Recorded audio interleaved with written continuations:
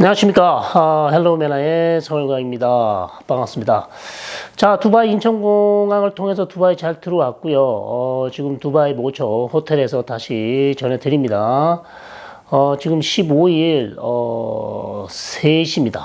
일요일, 주일, 오후 3시쯤이고요. 한국 시간으로요. 오후 3시쯤 됩니다. 자, 상황이 계속해서 그렇게, 녹록치 않죠. 이제 시작이기 때문에, 돌파구를 찾아야 되는 상황인데, 출구 전략도 찾아야 되고요. 여러 가지 지금, 얘기들이 나오고 있습니다.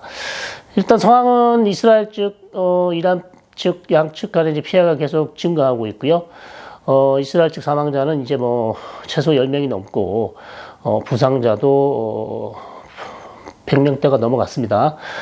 그리고, 이스라엘 지중해 지역 밧얌이라는 지역에 탄도미사일이 떨어져서 거기 사망자가 많이 나왔고 실종자가 지금 한 30명이 넘는 곳으로 나오고 있기 때문에 피해자 인명 피해가 계속 늘어나고 있고 이란 쪽에 피해도 늘어나고 있죠. 그다음에 이란의 정유 시설도 사우스파 정유 시설을 이스라엘이 공격을 한 것 같고요. 이란은 하이파에 있는 전투기 연료를 사용하는 이런 정유 시설들을 공격한 것 같습니다. 그래서 그러나 더 중요한 정유 시설이라든지 아주 많은 정유 시설이 있는데 이런 지역을 이스라엘이 전격 아주 완전히 공격한 건 아닌 것 같습니다. 일부 지금 한두 곳만 공격을 했지.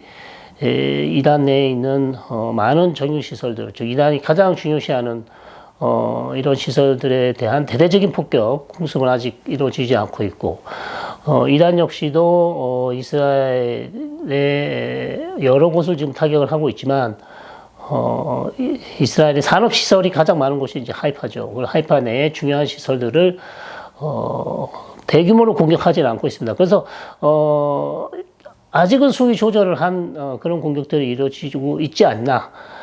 그래서 최악의 상황은 아니지 않나.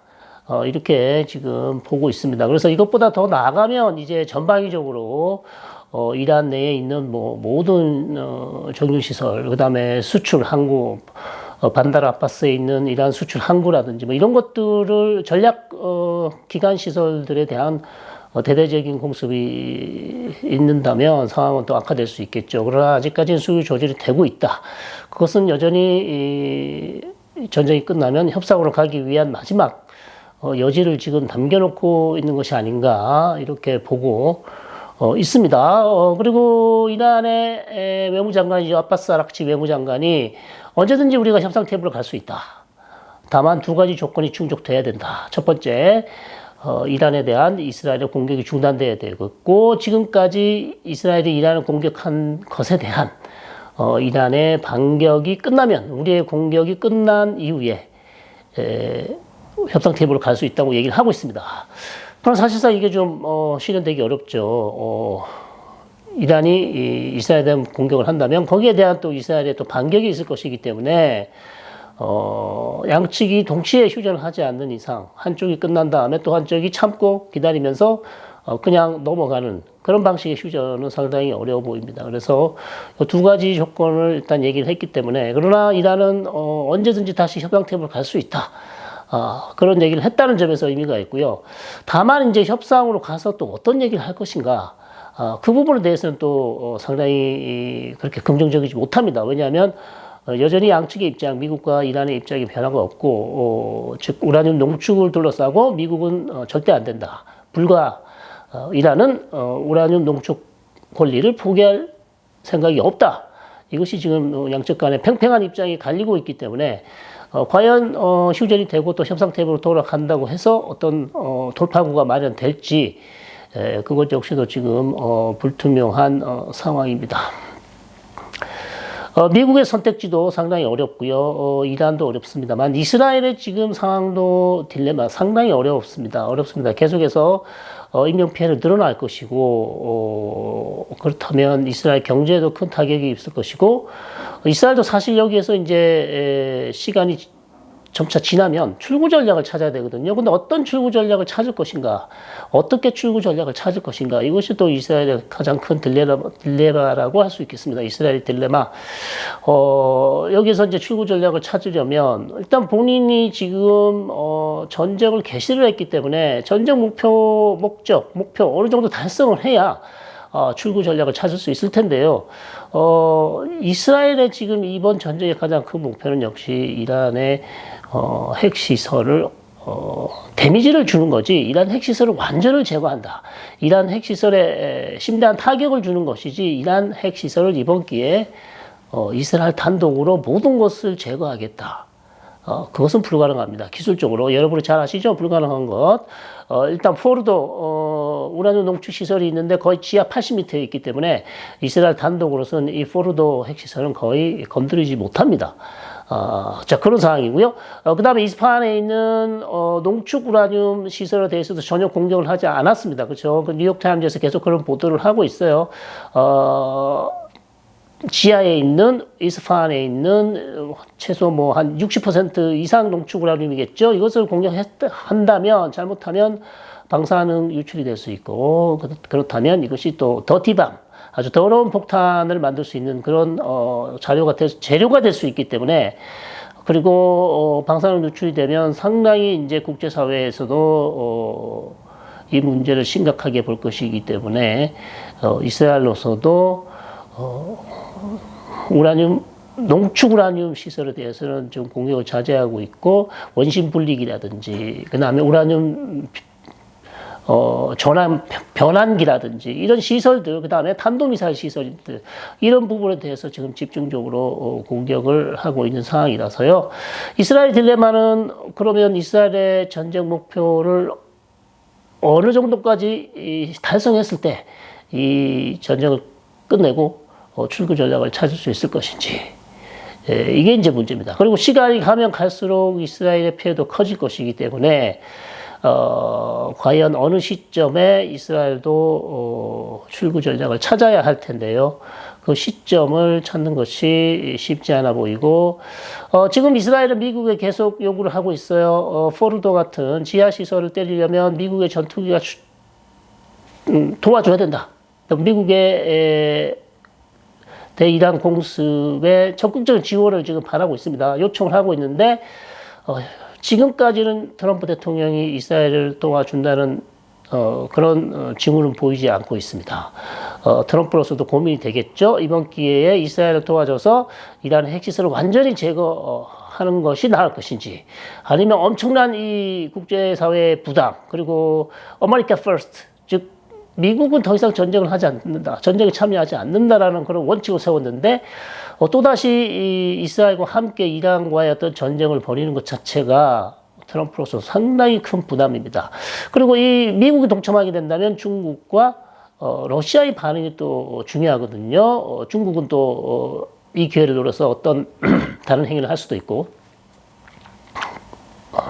그 다음에 푸틴은 또 미국이 적극적으로 동참하게 되면 또 이란과의 관계에서 또 어떤 역할을 할 수도 있기 때문에 트럼프 대통령은 웬만하면 전쟁을 하지 않는 것이 트럼프 대통령의 성향이지 않습니까? 그래서 상당히 지금 고민을 하고 있을 것 같고요. 이스라엘은 지금 트럼프 대통령이 제발 좀 적극적으로 이번 이란 공습에 도와줘서 다시는 오지 않을 이번 기회에 확실하게 이란의 핵시설을 제거를 하는 게 낫지 않겠냐, 이렇게 얘기를 하고 있어요. 자, 그래서 미국이 도와주지 않는 상황에서 그러면 이스라엘이 거둘 수 있는 성과는 제한적이고, 그 성과가 얼마만큼 돼야 충족되어야 이스라엘이 전쟁을 끝낼 수 있을 것인지, 그리고 이란의 탄도미사일 공격과 추가적인 계속적인 공격이 있을 텐데 거기에 대한 피해는 이스라엘도 계속 증가할 것이기 때문에, 자, 그래서 언제쯤 전쟁을 끝낼 것인가, 이 부분에 있어서도 이스라엘도 쉽지 않은 딜레마에 빠져 있습니다. 지금 이스라엘 분위기는요, 가자 지구 전쟁은 나타냐후 총리가 본인의 정치적 입지를 굳히기 위해서 즉 연정 붕괴를 막기 위해서 계속 했던 측면이 있으나 이란과의 전쟁에 대해서는 크게 많은 비판이 없어요. 물론 비판이 있습니다. 역시 이것도 가자지구 연장선상에서 봐야 되지 않냐 이런 얘기가 있지만 그럼에도 훨씬 더 높은 숫자의 이스라엘 주민들은 대다수의 이스라엘 사람들은 이번 전쟁은 피할 수 없는 전쟁이다.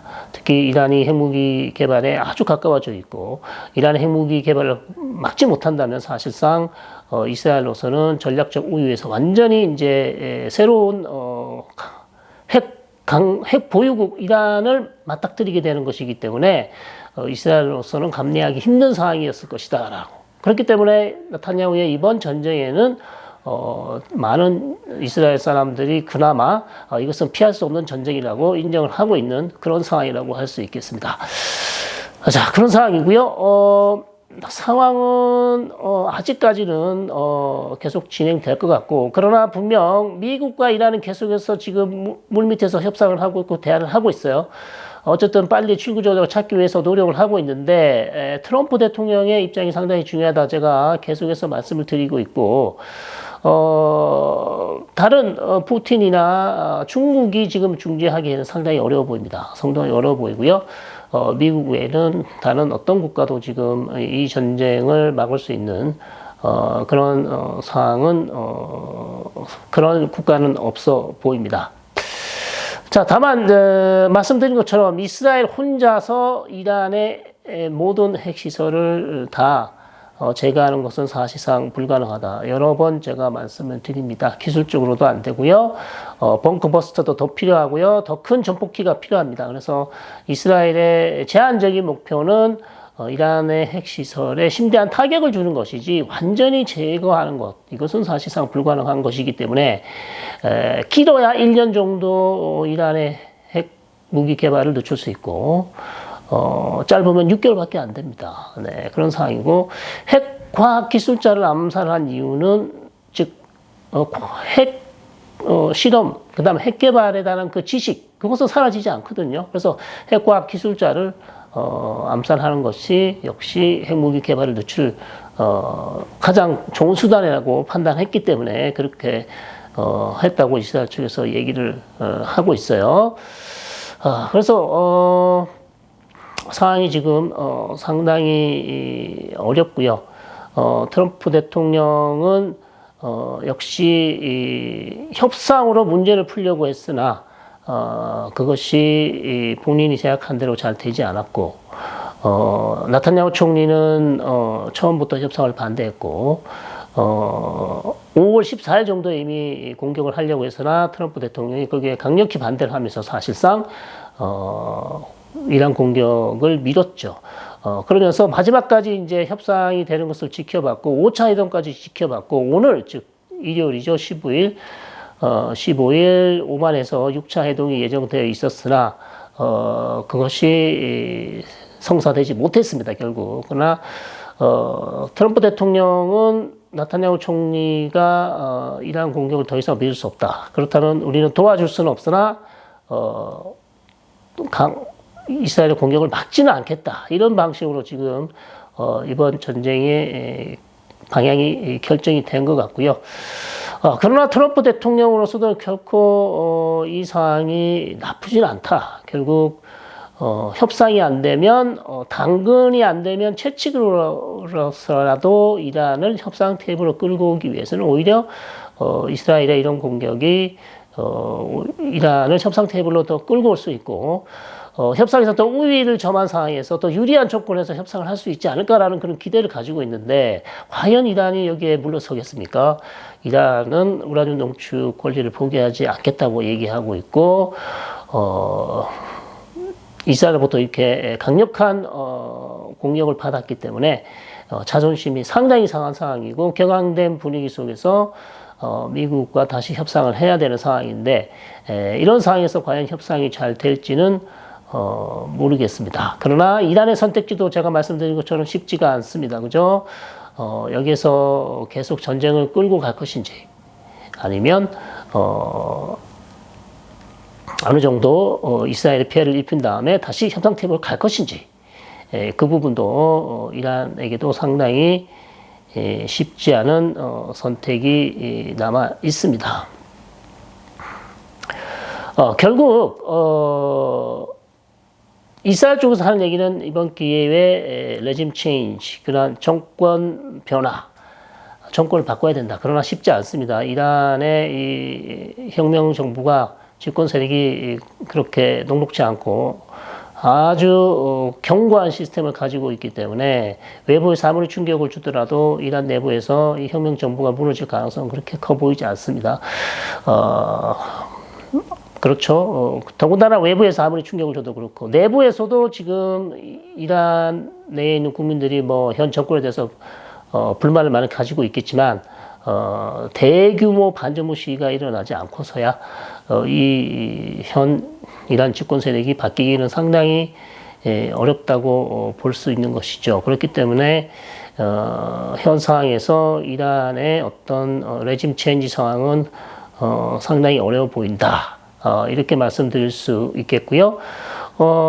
추가적인 공격은 이스라엘이 계속해서 이제 이란 내에 지금 한 곳, 두 곳 정도의 정유시설을 때렸는데 추가적인 이란의 기관 시설을 계속 공격한다면 거기에 대한 또 추가적인 이스라엘 공격이 있을 것이고, 이스라엘 내 또 기관 시설을 또 노릴 것이고요. 그러면 상황은 조금 더 악화되고 안 좋아질 수 있겠습니다. 그래서 이미 벌써 출구 전략을 찾으려는 노력을 하고 있지만 아직 돌파구는 보이고 있지 않다.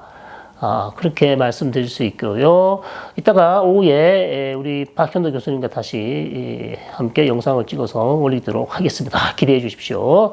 일단 두바이에서 첫 번째 영상은 여기서 마치도록 하겠습니다. 고맙습니다.